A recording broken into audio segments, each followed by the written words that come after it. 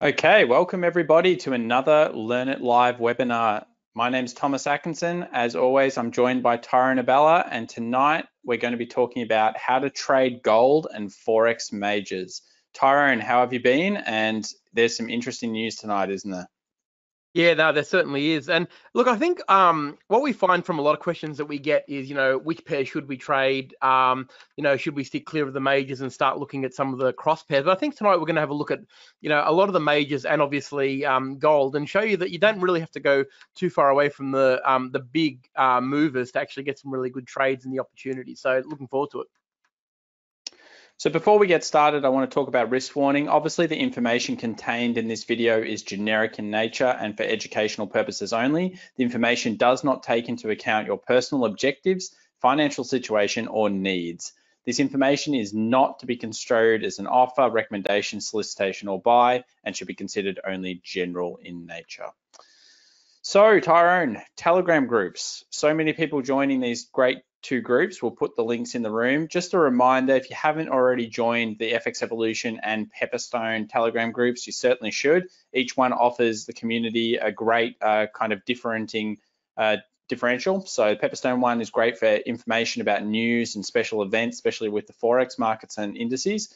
And the FX Evolution one is for everyone to have a chat and of course share trade ideas and to talk about what's happening in the market at this time. So we'll put those links in there. What are we going to be covering today, Ty? Well, as you mentioned, we're going to be looking at some different currencies in terms of ones that people should be looking at.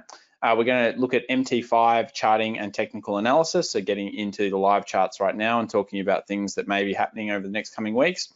Key setups for smaller timeframes, how we look at smaller timeframes, etc. And of course, where to place your stop loss and take profit using price action, and then the live Q&A. So if you have questions, please feel free to ask them as you want to throughout the webinar. We'll answer as many as we can, and we always have a little bit of question time at the end, which we'll answer, which would be great.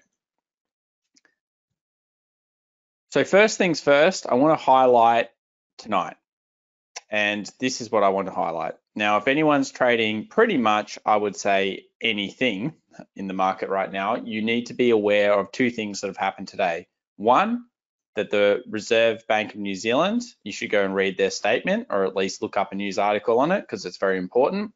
And usually we don't talk about too much fundamentals when it comes to price action, but we're in a time where central banks are making decisions which effectively are changing everything in the market. Now, if there is an expectation, let's say that the central banks are going to go negative interest rates, then that is incredibly important. So the Reserve Bank of New Zealand came out today and said they're kind of considering it's a thing. Very important to go read on that. And then all of a sudden, this changes the way the market's interacting with Fed Chair Powell speaking tonight, because all of a sudden we're looking at America. What is the Fed going to do? Are the Fed going to come in and make a shock announcement? They will surely move the market. And I urge people, if you're scalping the market before this announcement tonight, Ty, this is like non-farms, except non-farms is happening every week, because as soon as Fed Chair Powell is talking, he is moving this market, Tyrone. And it is dangerous to go against him either way. And you need to let the price action tell you what's going on, but you must wait until he says, because really he's moving the markets across the world and he's moving trillions of dollars. I wouldn't be surprised. What are your thoughts on that one, Ty? Yeah, no, it is interesting that, it's never been his talk has never been more important at the moment. Like usually, these things come and go. Like they barely raise a flag on, on any of the news calendars, but at the moment, like far out, like you said, it's literally as important as non-farm payrolls, because one word either way and the market will go skyrocketing up. Look, especially seeing as though a lot of the the majors and the indices as well are gravitating into a point now in the market where they're not really moving a hell of a lot, even though it seems like they've had a lot of movement. They've really been a little bit stale and they've been stuck in some zones, and it looks like a little bit of the momentum has left the US market in a sense, but it should be Jerome Powell to the rescue, no doubt. The minute they sense a little bit of weakness in momentum, they're going to basically potentially say something that could skyrocket it up. So certainly, if you've got trades in, or if you're trading around that time, it certainly is advisable to keep your stop losses nice and tight, or even maybe just take it out and just sort of watch it happen. Better to let this sort of thing unfold and then trade the aftermath rather than try to predict one thing or another. Yeah, very difficult to predict and even difficult when he first comes out with information, because the market may be pricing in something that you don't quite expect. So which trading pairs, Tyrone, are the best to start with? Well, of course, with gold, I like these three crosses, which is gold, US dollar, gold odd, and gold euro. Pepperstone has these in their platform. I think sometimes you'll see a trade maybe on gold, US dollar, and you should also consider looking at the cross pairs. So it's a really good way of analyzing something, noticing an opportunity, and then going and looking at maybe odd strength or weakness that's currently being shown. And then if you see a weak odd, strong gold, and you're trading gold odd, well, guess what? Gold odd could be the stronger pair, because weak odd versus US dollar, and then all of a sudden you're looking at a much stronger position for gold. So I think cross pair analysis is worthwhile, and these are the three ones that I'd be looking at. In terms of US dollar majors, any of the US dollar majors are very important to start with. And of course, major currencies in terms of crosses, euro, pound, euro, yen, pound odd, that kind of thing, they all present a very good trading opportunity. In particular, pound odd is great for traders in Australia. If you're looking at getting into more trading opportunities, I think pound odd does offer quite a lot of good positions from that kind of 9 a.m. to maybe 2-3 p.m. bracket in Australia. So worthwhile checking out that, as well as the yen pairs, because Asia is of course open and there is quite a lot of option.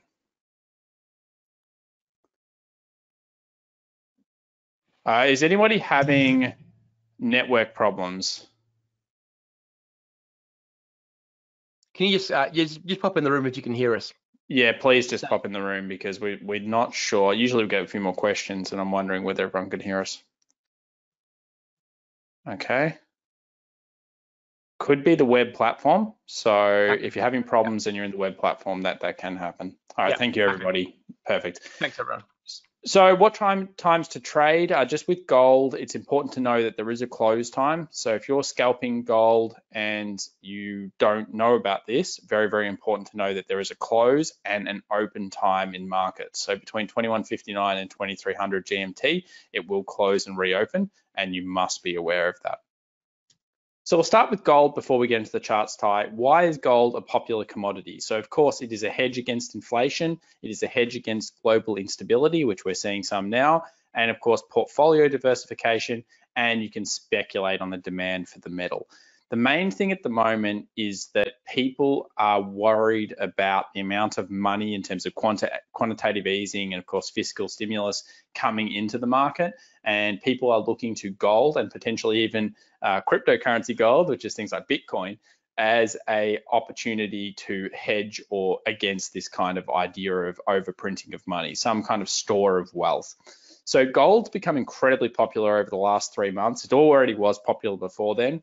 And we will be looking at the pair tonight and talking about why many of these currencies and commodities are actually waiting for the Fed statement. You'll see this when we look at the charts. There's certain patterns going on. Whenever you're talking about scalping or smaller timeframes, Ty, we always talk about the top-down approach. And the reason we say this is because if you start in a higher time frame and then make your way down, you get an overall picture of what the market is doing.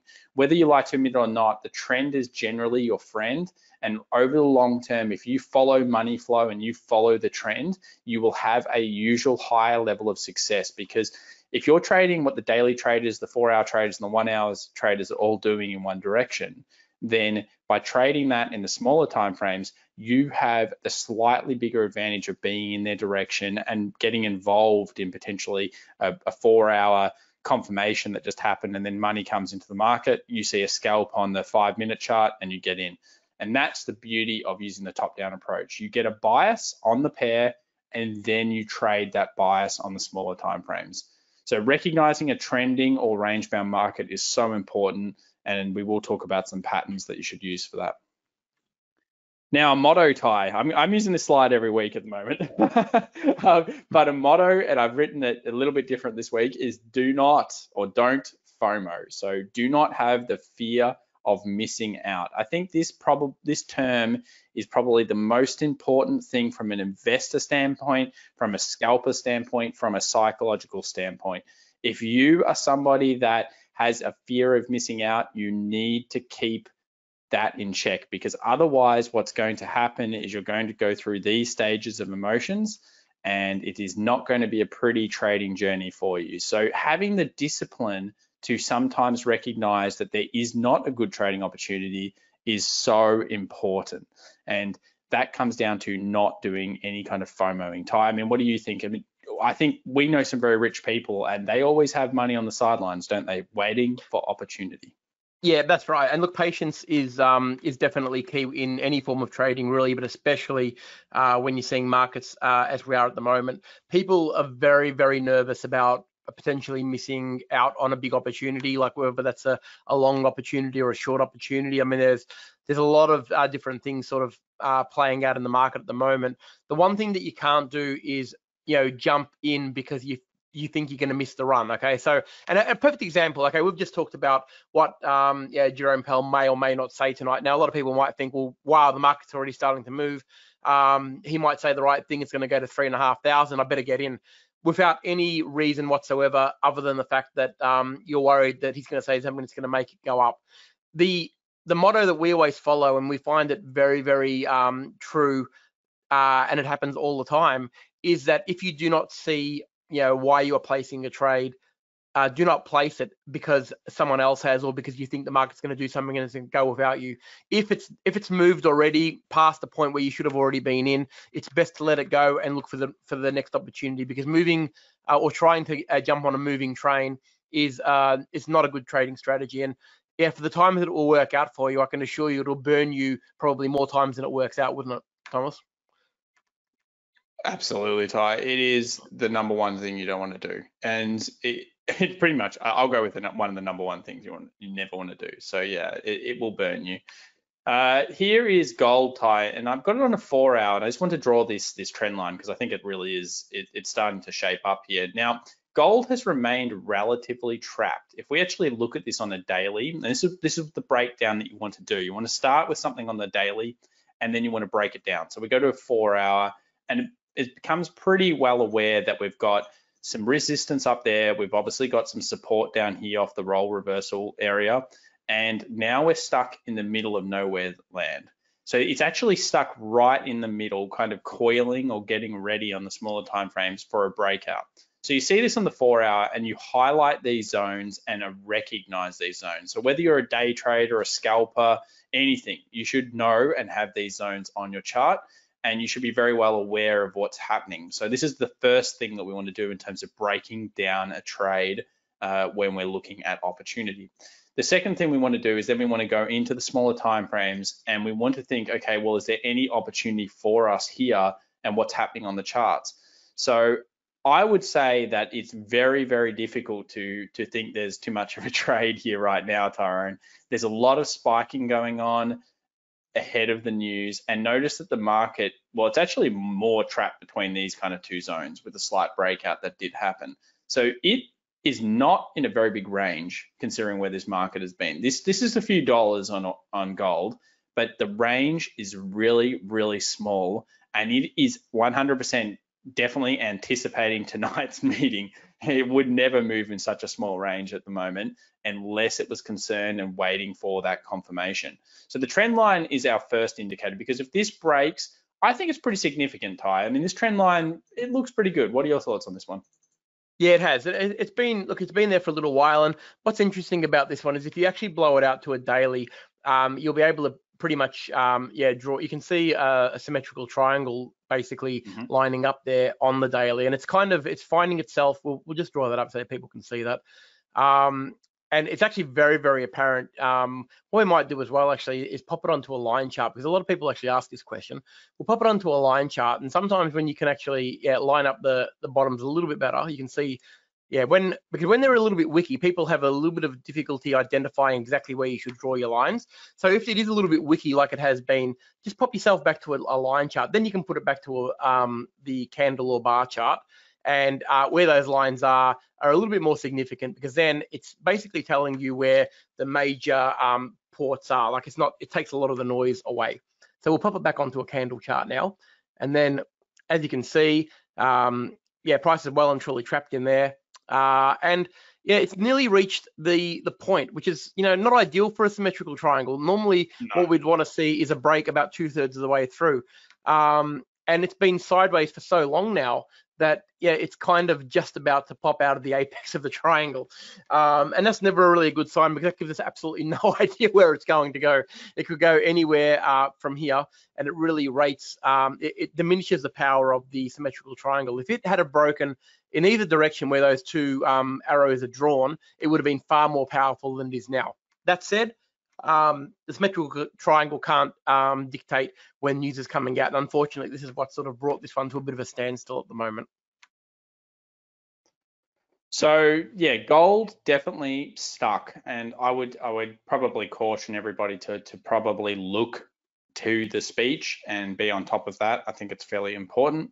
So that's the first one. I want to quickly bring this one up, Ty, before we get stuck into the other majors, and that was to discuss just quickly Bitcoin. Obviously, halving events happen. A few people have been talking about this one. Even if you're not a cryptocurrency trader, it is interesting to see how psychological zones work on anything. So when you're looking at support and resistance, I definitely think Bitcoin has become one of these currencies, or one of these things that is now respecting certain zones. So ahead of the halving, you had a lot of buy-up anticipation, just like in 2016, and then it sold off just after it, or during the time, just a few days before it happened, and now it's showing this kind of consolidation. This is what happened actually in 2016. So always learn from the history of what happens. Actually, in 2016, when the last halving event happened, it took about a month and a half and then dropped off quite substantially. So it's interesting to see that things may happen time and time again based on human psychology. When everyone's talking and the anticipation is hot,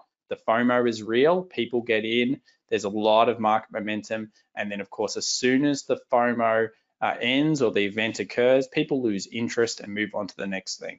And that's what causes lower volumes and causes less movement. So always think about things from the FOMO perspective, and and I bring that up because of that point before, and how it's so important to hold back when necessary. Ty, another major in terms of, or slightly less major, is New Zealand US dollar, and we saw that announcement today. The reason I want to bring this up is, again, when you're talking about going down to the smaller timeframes and scalping and talking about that kind of thing, when we see something like this, the New Zealand US dollar in the 4-hour, look how the market has trapped itself within these prices. So especially recently, we have one of my favorite things, which is multiple touch support that, if broken, can give us a bias towards the next support level. So if it breaks this 60 zone, no coincidence, 60 psychological level, then it would most likely gravitate towards the next zone. And this gives scalpers an opportunity as well, because if you see a break coming in and then it gets past this zone, this is what I call the gap fill, or the zone where basically the market will gravitate to due to money flow, due to orders entering, due to everything that's happening. We've got so much going on here that we could unpack. We've got the 2050 cross that's about to happen. We've got underneath the 60 if it gets there. And of course, once it goes there, the next area of support. So I think the New Zealand US dollar is a classic example of where news has come out today. You may or may not have been lucky enough to get in the news, but this news will pack in over time. And as it packs in and new levels are made, you will have the opportunity to get involved in that trend. So hopefully that makes sense to a few people. But even if you're a 5-minute scalper or a 1-minute scalper, this is still such an important level. And this is what you can set as your alert. And then when the alerts happen, or it gets close to your alerts, you come into the charts and you activate your scalping system, whatever that might be. That's the importance of having the bias on the larger time frames, in my opinion. Yeah, definitely. And I think Yeah, I think, look, even with the New Zealand, a lot of people, you know, when we're first talking to them about which ones they're going to start looking at when they're first starting out trading, a lot of people actually ignore the New Zealand US They dollar do. because they think it's just basically it's only going to replicate exactly what the Aussie does. But it actually couldn't be further from the truth. The New Zealand, although it did replicate it for a long, long time, it's actually its own entity. You know, it decoupled itself a long time ago from the Aussie dollar, and you'll find that, you know, this will present you opportunities that you will not see in the Aussie USD. So it really does pay to have this one, although it's not considered the, you know, absolute echelon of majors. It's certainly big enough that it is very, very solid in technical setups. But it is a decent currency in its own right and has a mind, you know, of its own, if you like. So don't think just because the Aussie's doing something, the New Zealand's going to like it used to. And this is a perfect example. I mean, this 4-hour, you know, channel that we've got here, like, this has presented amazing opportunities several times over now. And that goes for a lot of the majors. I mean, I know we'll take a look at the Swissy as well shortly, but a lot of these majors have been, you know, given that we've had such a volatile market over the last, you know, month and a half, the last few weeks have been very, very solid trading from technical standpoints. And anybody who has gone from, you know, trending mode to scalping mode should be doing really, really well because there are plenty of really good opportunities. Okay, so no coincidence that the VIX also spiked last night, and that came hand in hand with the S&P, of course, going down. That's usually what happens. So you always want to look at the VIX, and you want to look at the US dollar index as well, Ty, which we've mentioned on so many webinars. The US dollar index is still relatively trapped within a zone between the 98.75 and the 101 level. And this is one where you'd look down to smaller time frames and then re-trap it, and then you would make decisions based on that. But this is a good one if you're scalping things like euro, US dollar, pound, US dollar, etc. Make sure you pay attention to the US dollar index. So which Swissy did you want to look at, Ty? Was that the US dollar Swiss? US dollar. Yeah. Okay, let's break this one down before we get into the rest of it. Okay, so assume you want daily start with. All right, so this has been trapped. Look, we've been talking about this for weeks and weeks and weeks, and it's proven to be an absolute gold mine in you know, the levels that we have presented. It is literally you know, touching into the T. This has got the benefit of not only is it a resistance line up top, but yeah, which is a role reversal actually, because you can see it was support a little bit earlier on, but it's also got the 200 holding it down. So not only is it a resistance point from a price standpoint, and also a round number standpoint, which is around that sort of 97, 98, 98 area, it's also got a 200 there. So that basically makes it, you know, a gravitational pull to either side. You can see the two key moving averages that we use a lot of, which is the 20 and the 50, are effectively flatlining here. So they've been flatlining, you know, for the best part of, you know, well, more than a month, really. You can see that they're hardly separating from each other. But that's probably one of the important things we want to highlight. Understanding what market you're actually trading is key to actually being able to trade it successfully. All right, so once you know that a market isn't trending any longer and it's found itself in a sideways market, you've got to adapt your trading style to make it suit that market. Now, until one of these events that we're drawing up on the screen happens, we will trade this channel up and down in between the resistance and the support. It will continue to provide opportunities. Now, a lot of the time you're going to say to yourself, well, you look at that and say, well, how am I going to get in, Tyrone and Thomas? Like, it's easy to say it's in the middle of a channel. How are we going to get in? That's when we go to the smaller time frame. So we've got all of our drawings up here. We take it back to the smaller time frames because we know that's what's important in a charting scalping environment. And all of a sudden we're going to have our higher highs and higher lows all over the place. We go back to our 20 moving averages on the smaller time frames. The touches are everywhere.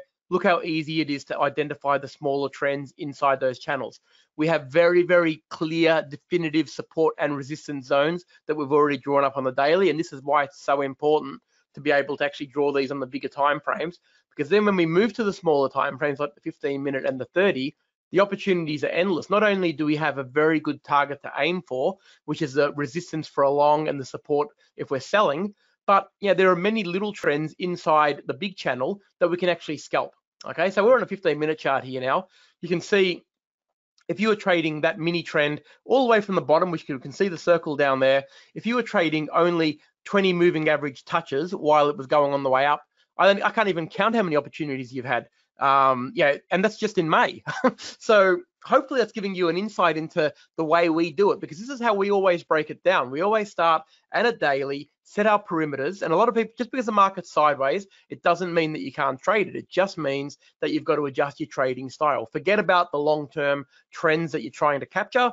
Go into a short-term scalping mindset, identify them in the bigger time frames, the zones, and then go to the smaller time frames to identify the opportunities. My favorite ones here, Ty, I pinpointed them before, but things that I just think happen time and time again, I always talk about it. Remember I said before the 1, 2, 3, if you've got massive support here and then that support is broken, and especially if you come in after and you see a candle like this, which is a massive rejection candle, you can absolutely look at this and say, well, it's hit our resistance. We know it potentially will gravitate to the support. And you can say, wow, what a great entry candle. Make a new low, always make sure that the price makes a new low against the candle, or that you can put a pending kind of order if it actually breaks a new low altogether. And then your target is so easily simplified down, because all you're doing is you're just saying, well, I think it gets to the end of the channel. And what you want to do is you want to say, well, when it gets there, I'm going to take 70 or 80% of what I expect. So notice here, we have our channel lines drawn here, but it gets almost there, but not quite. That's a big trap that a lot of people make a mistake of. And you get the greedy kind of people that go for that extra 10, 15 pips, and that doesn't unfortunately work out. But this is the way that we want to break it down. Yes, we're on a 1 hour, but it doesn't really matter. The idea and the principle is still the same. If you want to start on a 4 hour, 1 hour, or 30-minute, if you break it down before you get to the smaller time frame that you want to look at, it will pay dividends over the long term, because you understand where the key levels are at. And so many new traders just do not do that. Yeah, understanding where the key levels are at are probably one of the best tips that you can get, especially when you're first starting out, because there is nothing worse than trading straight into a resistance zone if you're going long and not knowing that it's actually there. It's so important to understand where the key zones are, and it's so easy. When you look at it on a bigger time frame, it's just so easy to do. So just try to get that as part of your trading setups every single time you open the charts up. So Tyrone, chart patterns, obviously we do love them. When it comes to recognizing on the smaller time frames, I think patterns, a lot of people always argue with me about this, that patterns don't work on the 5-minute time frame or the 15-minute time frame. I'd agree patterns are better on the larger time frames, but the same principle, especially, you just need to kind of change the patterns that you're looking for. Do channels work? Yes, they do, because they're breakout zones. Do double bottoms and double tops work? They absolutely do. Do head and shoulders work? Yes, because of the series of head and shoulders, effectively lows and highs and lows and that kind of thing. So you're looking at a low here, a high here, a higher low, and a higher high. Well, guess what? That's a change of trend on that time frame in terms of price action. So that's the power of these kind of things in terms of patterns. These particular ones, the 1, 2, these 3 that are here, and I would say range bound markets, are patterns that you should consider in smaller time frames. Do I think that you should sit there and look at flags and look at, what are they, teacups and those kind of things? No, I don't think so necessarily, because I think you'd agree with me here, Ty. Flags are a pattern that it just doesn't seem to be as great on the smaller time frames. I've seen them work great on 15 minutes, but over the long haul, I think that these are probably the ones that just make more sense in terms of breakouts, in terms of trading within them. What are your thoughts on that, Ty? Do you agree? I do. I totally agree. Yeah, I do. With look, flag patterns, as all of you who follow us know, are one of our favorite patterns, but they are only in the right environments. Okay, and generally speaking, most of the time, the thing with a flag is you've got to remember what the price action is trying to tell you, or what it actually is a mini breakout of an area, and then an accumulation consolidation zone before the next move. In a 5-minute or 15-minute time frame, a lot of the time you're not really getting the time for the market to rebound or actually pick up. So what you really, when you see them on an hour or a 4 hour or a daily, there's a lot of time for the market to consider the zone, for the accumulation and distribution to happen, for the buyers and sellers to basically work out, what's what, and then off she goes. It's very difficult to do that on a 5-minute or a 15-minute chart. That said, like Thomas alluded to, the patterns that we were talking about earlier, the double bottoms, triangles, inverse head and shoulders, those patterns are signifying a price action change of trend. Now, all changes of trend happen in a smaller time frame, so it stands to reason that these patterns are going to be basically quite operable on a 5-minute and a 15-minute chart. The only thing you've got to remember, of course, is that, and the beautiful thing about patterns, this is probably one of the favorite things that I like to talk about. Once you know what the expectation is of a pattern, it can be replicated on any time frame. You just have to keep it consistent. So a double bottoms distance for working out is going to be the same as it is on a daily chart as it is on a 5-minute chart. Okay, and that's the beautiful thing. The learning curve of patterns is very, very small. Now, for those of you who are new to patterns, we've actually popped in our cheat sheet that you can print out. It's in the chat room now. You can print that off, actually put it on your wall, and it really highlights the important patterns, and you can definitely, you know, learn a lot from, because sometimes patterns are on the screen, but you don't see them if you're not looking for them properly. Once you start to know what you're looking for, you will see them a lot more frequently, and of course, when you can see them, you can actually act on them. So wait for confirmation is a really important one when you're trading anything, and that comes into play, especially with patterns. There's a lot of fake outs that happen. You need to be careful of that. So making sure the pattern firstly is legitimate, so it looks clean and clear, and you would always, I always have the $1 million test on it. I always say if you'd place $1 million on this, then somebody else probably would as well, and therefore, not that you should, but you know what I mean. Like that, the idea is that you want other people participating in the market. If you don't really believe in it, then who is going to believe in it? And that's very important. You need those guys with you. So Ty, I don't usually put these in, but we did launch a lockdown special for our foundations course, and I don't usually put it in the middle of the webinar either, but basically it's $50 per month. You have full access to the course, content immediately, everything like that. Join the private Telegram analysis chat rooms. We understand we've got so many people messaging us saying, look, I really want to do it, but I can't afford it right now. So we've decided to do something we've literally never done. It's just a monthly deal, and you can get involved with at least learning all about that stuff. And we've got really good score on Google. Obviously, we've been doing this a long time. We would prefer helping as many people as we could to learn the right way. And there's a lot of free content out there, but doesn't mean that all the free content has, you know, market adaptive approaches. You know, we use the stuff that's in there. So I'll mention that, Ty, but yeah, if you're interested, we'll chuck the link in there in the chat. Recognizing trends using price action. We mentioned higher highs and higher lows, peaks and troughs, which is again in the course, but is such an important concept. If you actually just trade trend off, let's say, recognizing range-bound markets on the bigger time frame, you jump down and just look for higher peaks and higher troughs and higher highs and higher lows and that kind of concept, you'd be surprised how easy it is in terms of trading that way. So if you're a 5-minute or you want to be like a 5-minute, 15-minute trader, you break down a 1 hour trap zone or a 1 hour trending zone, and you look for higher peaks and higher troughs. And that won't only just give you the opportunity to get into a trade, but more importantly, it gives you the idea of where to place your stop loss. So let's think about a selling off market over here on the right, okay? And we have a peak, a trough, a higher peak, and then it breaks to a new low. Let's just say we're interested in selling the market at this point here, okay?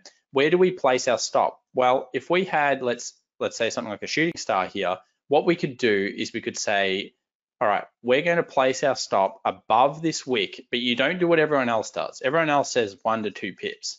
Guess what? The market knows this, and you will be taken. It will take you. It will literally come up, go ha ha ha, and then go all the way back down. You do not want that. So what we like to do is we break down a candle into percentage, and then we place it a certain level above that area.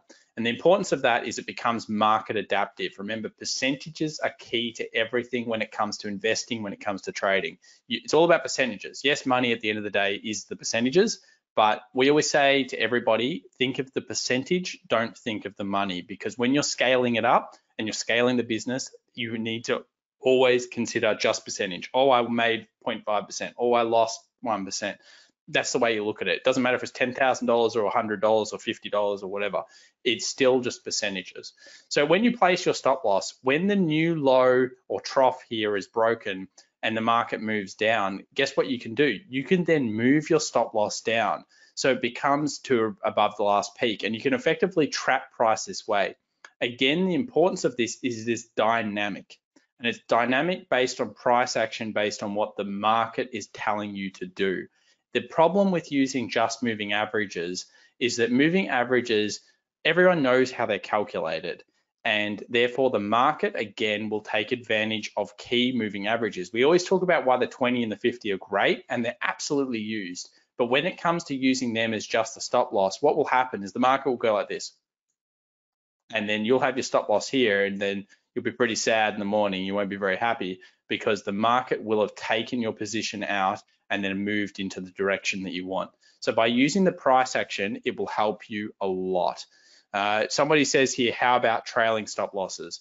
My opinion, again, they're bad, okay? Really bad. The reason they're really bad is they're not market adaptive. If you have a market like this, and then you place an order here, and then you say 50 pip trail, how is that market adaptive through the different time frames? It totally isn't. If you're taking a 15-minute trade, then a 5-minute trade, then a 1-hour trade, and you're always using whatever, a certain amount of pip stop loss, it's not market adaptive. The other problem is, what if the move is really big? So what if the move, you were using a 50 pip stop loss, it was a 1 hour, and it moves 100 down? It's feasible it could come back, 40, 50, 60 pips, test this level, which was support, as now resistance, and then move on forward in the direction. By using price action, we always have market adaptive. By using the trailing stop, we do not have market adaptive, and you will get stopped out tons in your trend trades. It'll look, at least initially, like it's doing well because you'll be like, oh, thank God. Sometimes you'll see something and you'll be very, very happy with it. But I firmly believe that if you just use a standard trailing stop loss, it's not market adaptive. And when you're scaling your business, it's going to be difficult. And I might sound like I'm going on a rant, but it's because I firmly believe it. And I've seen so many people do trailing stop losses over the years. Ty, your thoughts? And it's one of the ones. It is one of the ones that brings people undone a lot. Putting your stop loss in the right place, is just as important as where you're actually placing your trade in the first place. Because if you put it in the wrong place, most of the time it's one of two things. It's either people are trying to place a bigger trade than they should be by risking what they perceive to be the right amount of money, which might be a % of their account. But in order to trade at a heavier volume, what they're trying to do is make the stop loss closer. So the contract size, yes, technically is only 1% of your account, but your stop loss is too close. That means you can trade a bigger contract size. The problem with that, when it comes off, when you pull it off, it's awesome. But for the most part, it's not sustainable because the market will get you in those areas because it has a knack of actually finding out and seeking those zones. There's no question about that. So far more important to be putting them in the right place. Yes, initially you look like you want to make bigger trades and you want to have bigger contracts on, but that time will come, and that comes when you've got a bigger account. Most important to put them in the right place. When you learn that level, you're putting your stop losses in the right place is probably about a third of your trading knowledge to be a professional trader. It's if you don't do that right, you're never going to be a professional trader. Yeah. Look, this is the kind of, I just want to show you some ebb and flow of what the market generally does. So let's say the market breaks through this point, and how many pips? This is 1 hour, and it's the US dollar again. So it moves down 35 pips, and then it moves back, and what it does is it retests the zones. You can see the multiple retests. But once it breaks through again, it then comes back and makes a new kind of high, and then it goes down, and then it starts to fumble and stumble around. And look, the way that you can look at this is, let's say we took a trade here, okay? We took a trade here and we shorted it. If we'd used the trail stop, you're probably just going to get broken even at some point, or you're going to go down, let's say 10 pips, and then come back and it'll hit you and everything like that. But you leave a lot on the table by recognizing, okay, well, we're first stop loss is going to be above here by a certain level, because of course that's market adaptive. When the new low is made, we're going to move the stop loss down here. When the new low is made, we're going to move the stop loss down here.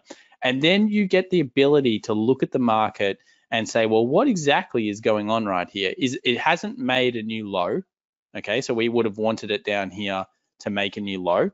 and then we would move the stop loss behind the high. But it does start to exhaust.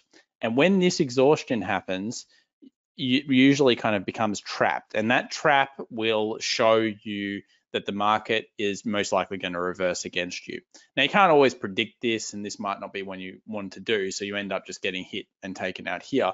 But generally speaking, when the market's in a run, especially like it is right now, the market will come up, go down, come up, go down, and then eventually it will hit a key level of support or resistance. And then when that key level on the larger time frame is hit, you can get out and say, okay, that was a great trade. I was trading it on the 5-minute or 15-minute or whatever. I took 100 pips. I had a 15 pip initial stop loss, and I moved it behind the larger time frames, higher highs and higher lows. And then by moving across the peaks and troughs, I've been able to keep the trade open. And you'll get some amazing risk reward trades. And that's the power of using the multi-time frame analysis. Definitely. Now, I think probably to highlight the point, as you can see, we've stuck to a lot of the examples we've used tonight have been on the major pairs, some of the indices, and obviously gold. I think that's probably what we're trying to highlight is that you don't have to go exotic to actually get the results. A lot of people, have this impression in their mind that you're not going to get good moves, or you're not going to get, solid return for your buck if you stick to the majors because they don't move enough. But what we've been able to show you here, or hopefully you've been able to pick up, is that although even some of the majors are not really moving a hell of a lot, when you break them down to the smaller time frames, you're still going to get a really, really good movement, and you're going to get good trades for your potential setups. You're going to get your 1-to-1, 2-to-1, 3-to-1 setups, even though the market isn't moving very, very heavily in one direction or another. But the benefit, of course, of trading the majors in Forex and gold, and that is obviously you'd all be aware of this. The spreads are a lot tighter on these majors, so you're getting in and out very, very cheaply. Okay, and that is an important consideration, obviously, when you're scalping, because when you are scalping, as opposed to mid-term and long-term trading, where pips don't matter as much on the spread, because you're going for hundreds or 200 pips probably as a minimum.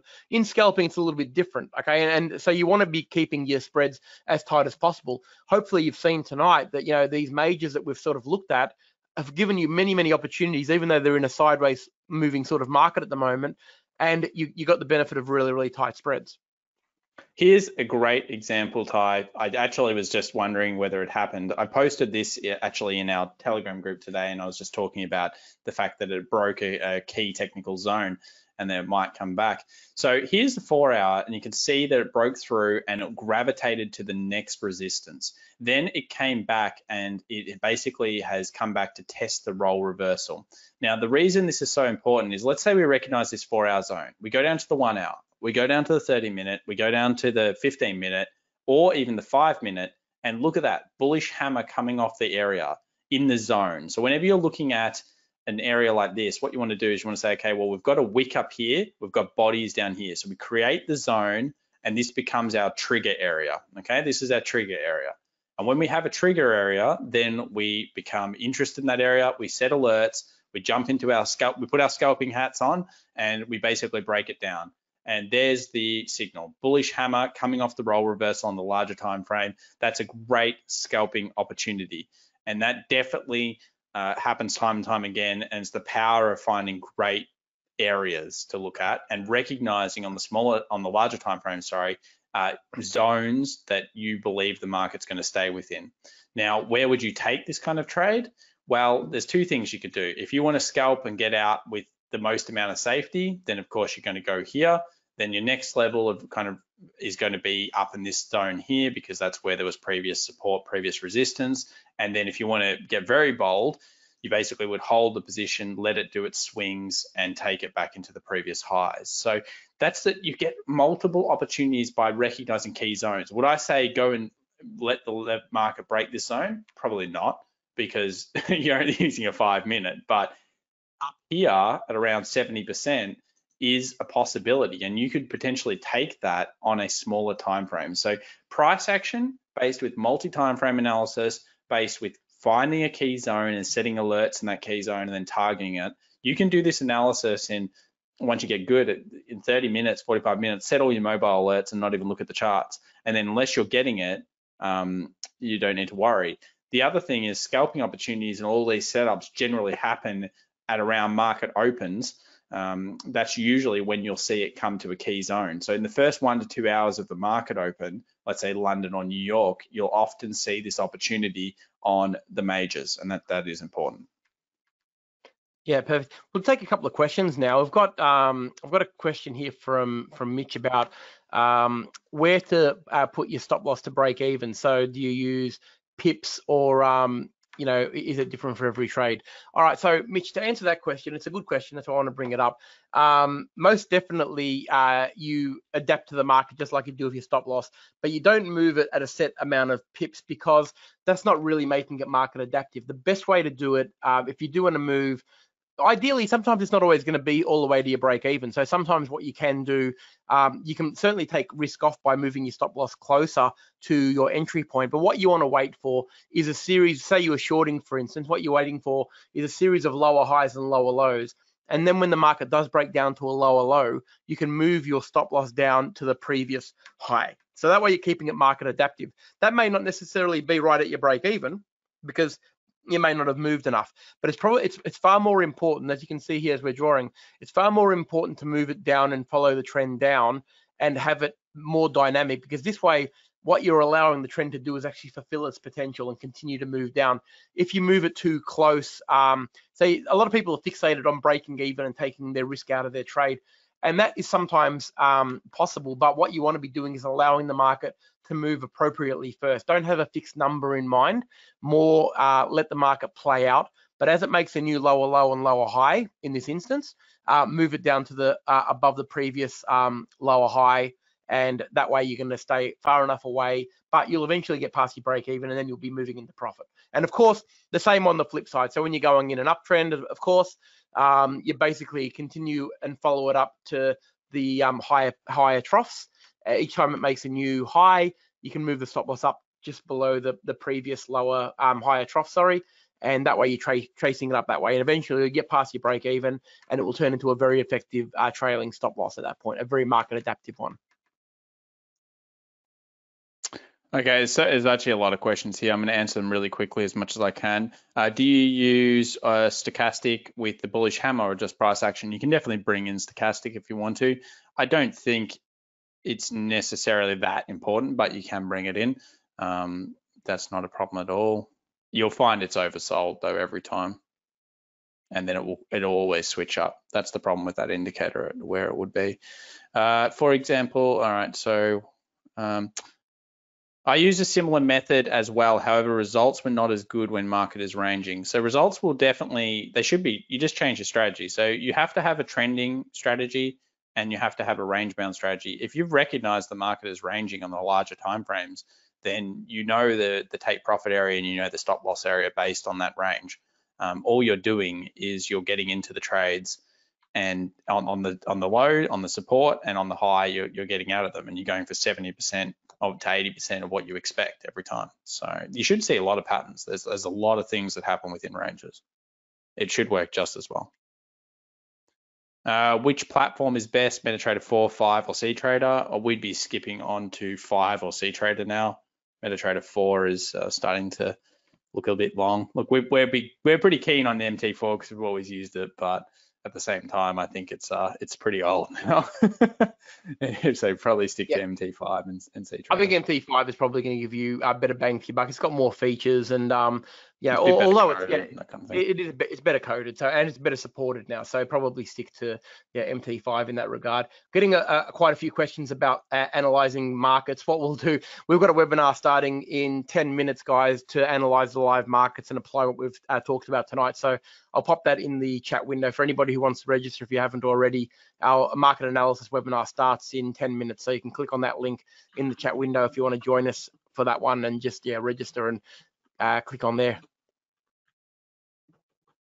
Okay, quite a few other questions here. We can't answer all of them, but just to reiterate, Ty, look, we are running that special deal. It's $50 per month to join up. If you have even considered ever wanting to do one of our courses or even look at what we offer, I think it's a very small price to pay considering what we do. So look, make sure you do check it out or consider it. Obviously, we hope you enjoyed this webinar, and we hope that you've learned something today, and we'll be back next week with another one. We're doing our one straight after this. And somebody did ask about risk reward. What's best when you're scalping? If you are under 1-to-1, please reconsider your trading strategy, because the thing is, you really want, if you risk $50, you want to make at least $50, but you want to be realistic about that 50. Make sure that you're being realistic every single time. The hardest thing with trading is being realistic with yourself. So hopefully everybody enjoyed. Hope you got something out of this. This video will be again on the Pepperstone YouTube channel, so make sure you check that out. And if you have any questions and we didn't answer them, come to another webinar, or next week we'll try to answer it. So thanks very much, and happy trading for the next week. Yeah, just remember everyone that there is another webinar next week. Pepperstone are running weekly webinars for the month of May, at least every week. So be sure to check out the registration links. I'm sure you can find them in the Telegram, and also you'll get them emailed to you. So if you haven't got any, just contact Pepperstone and they'll get you a link to the next webinar. Thanks for joining us, guys. Hopefully we'll see you in 10 minutes. Otherwise, we will see you again next Wednesday night. Excellent, guys. Victor, question about suitable pair for currency of the day, or for the day. Depends on the time frame that you're in. If you're in Australia, yens, odd. New Zealand makes sense because it's open during the day. If you're talking about London and you're in Europe, euro US dollar pairs, pound US dollar pairs, and of course America, pick it. You can go anything, but you will notice that odd usually slows down. So generally euro US dollar, pound US dollar yen, that kind of thing. All right, thanks very much, everybody. See you next week. Bye.